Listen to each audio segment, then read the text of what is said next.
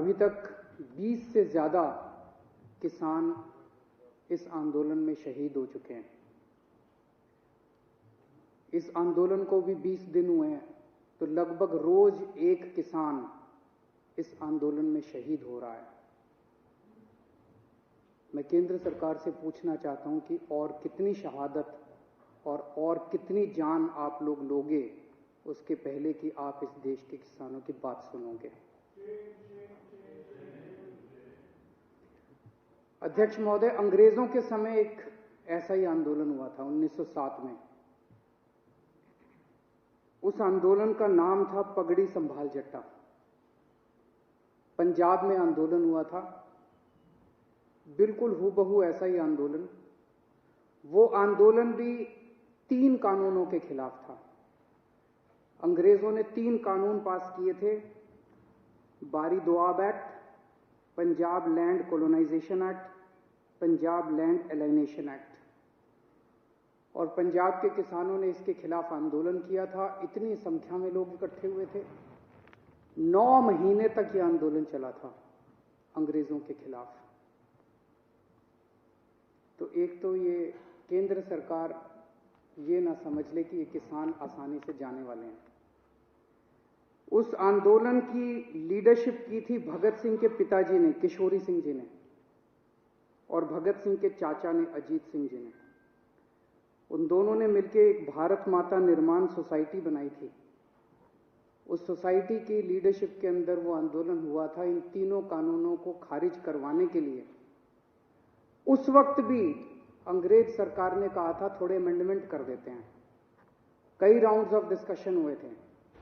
अंग्रेज सरकार ने कहा कि इसमें थोड़े बदलाव कर देते हैं, लेकिन किसान डटे हुए थे कि हमें 3 कानून वापस करवाने हैं।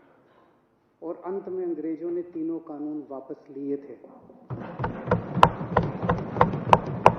मैं सोच रहा था कि भगत सिंह ने क्या इसी बात के लिए कुर्बानी दी थी कि जब देश आजाद होगा तो अपनी सरकारों के खिलाफ भी इसी किस्म से आंदोलन करने पड़ेंगे। आजाद भारत के अंदर भी इतने लोगों को अपनी जान कुर्बान करनी पड़ेगी। आज कितने किसान हमारे सिंघू बॉर्डर के ऊपर सुप्रीम सैक्रिफाइस दे रहे हैं। एक एक किसान भगत सिंह बन के वहां पे बैठा हुआ है। केंद्र सरकार कह रही है कि किसानों को कानूनों का फायदा समझ नहीं आता। तो केंद्र सरकार ने अपने सारे बड़े दिग्गज नेता, जितने बड़े बड़े इनके नेता हैं, उनको उतारा है कि समझाओ, और वो समझा रहे हैं। आज योगी आदित्यनाथ जी, जो भारतीय जनता पार्टी के बहुत बड़े नेता हैं, उत्तर प्रदेश के मुख्यमंत्री हैं, वो टीवी में आ रहा था, शायद बरेली में 20,000 किसानों की रैली उन्होंने की।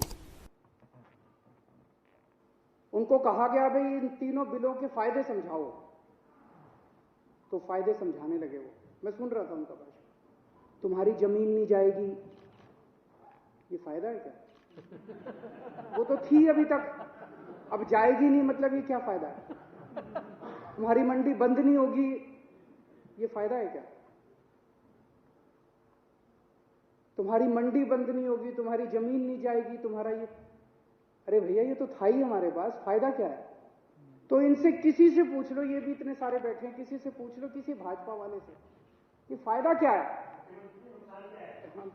वो बता रहे हैं कि आ रहा हूं मैं, उस पर फायदा और नुकसान दोनों, नफा नुकसान बताऊंगा, चिंता ना करो।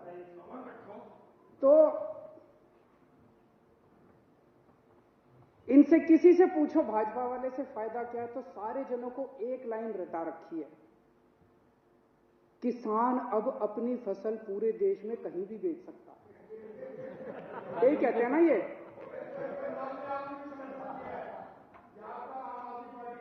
तो एक मिनट मेरे को बोलने दीजिए। मैंने आप लोगों जब बोल रहे थे मैं चुपचाप सुन रहा था। मैं आज धान का एमएसपी 1868 है। उत्तर प्रदेश और बिहार में ये 900,000 रुपए में बिक रहा है। मेरे को बता दो कि पूरे देश में मेरा बिहार और उत्तर प्रदेश का किसान कहां ये फसल बेच के आए कि इसको एमएसपी से ज्यादा दाम मिल जाए। हवा में बात करने से क्या फायदा है? कहीं भी बेच लो, कहीं भी बेच लो। अरे कहां बेच लें, बताओ तो सही। अब हमारे देश का किसान पूरे देश में कहीं भी बेच सकता है। वो देश का किसान कहीं भी नहीं बेचेगा। उनको भी पता है कि कौन बेचेगा। उनसे पंजाब में खरीदेगा, उत्तर प्रदेश में उनसे 800 रुपए में बेच के वही बड़े बड़े पूंजीपति इतनी महंगाई कर देंगे कि वो पूरे देश के अंदर इसको महंगा बेचेंगे। ये किसानों के बेचने के लिए कानून नहीं बनाया गया। तो कहा जा रहा है कि किसानों को भ्रमित किया जा रहा है। किसानों को भ्रमित नहीं किया जा रहा, भाजपाइयों को भ्रमित किया जा रहा है। सारे भाजपाइयों को अफीम खिला दी है और अफीम खिला के कह दिया ये रट के बस यही बोलो। मैंने आज पूरा भाषण सुना योगी आदित्यनाथ जी का, उनको भी नहीं पता इसका क्या फायदा है। वो पूरे भाषण में, वो भाषण था इसी बात के लिए कि किसानों को बताना है कि इसका क्या फायदा है। आज सुप्रीम कोर्ट में केस था, कल भी था। हमारे वकील ने सुप्रीम कोर्ट में खड़े होकर कहा कि किसानों की मांगे जायज हैं, किसानों की मांगे मानी जानी चाहिए। केस इसलिए था कि बॉर्डर के ऊपर किसान बैठे हैं, इसलिए ट्रैफिक की दिक्कत हो रही है।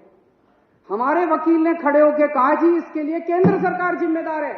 आज अगर अभी केंद्र सरकार 1 घंटे में इनकी मांग मान ले, धरना उठ जाएगा। धरना क्यों नहीं उठ रहा? धरना इसलिए नहीं उठ रहा केंद्र सरकार नहीं करने दे रही। तो केंद्र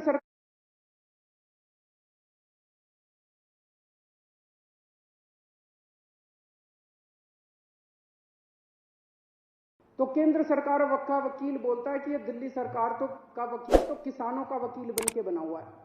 मैं केंद्र सरकार वाले को कहना चाहता हूं, तुम भी किसानों के वकील बनो, तुम भी किसानों का काम किसके लिए करो।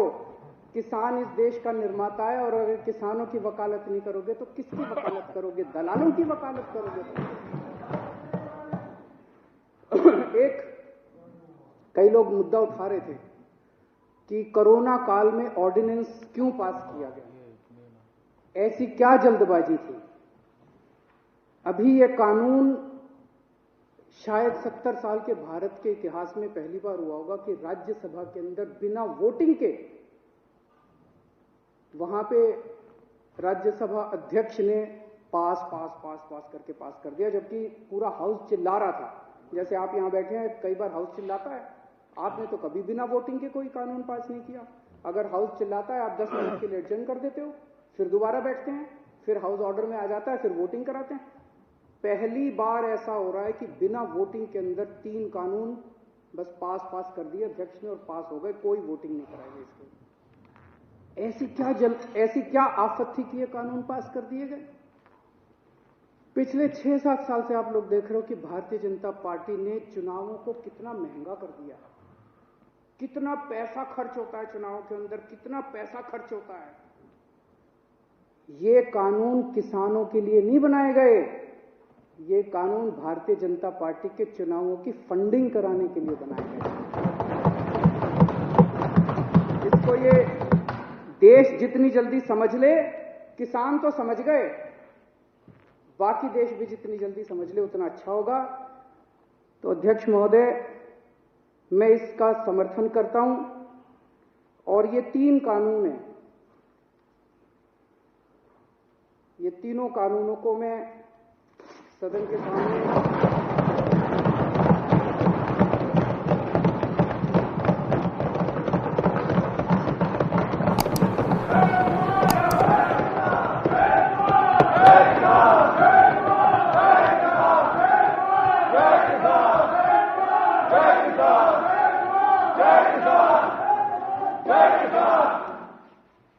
इन दोनों कानूनों को फाड़ते हुए मुझे बेहद दर्द हो रहा है।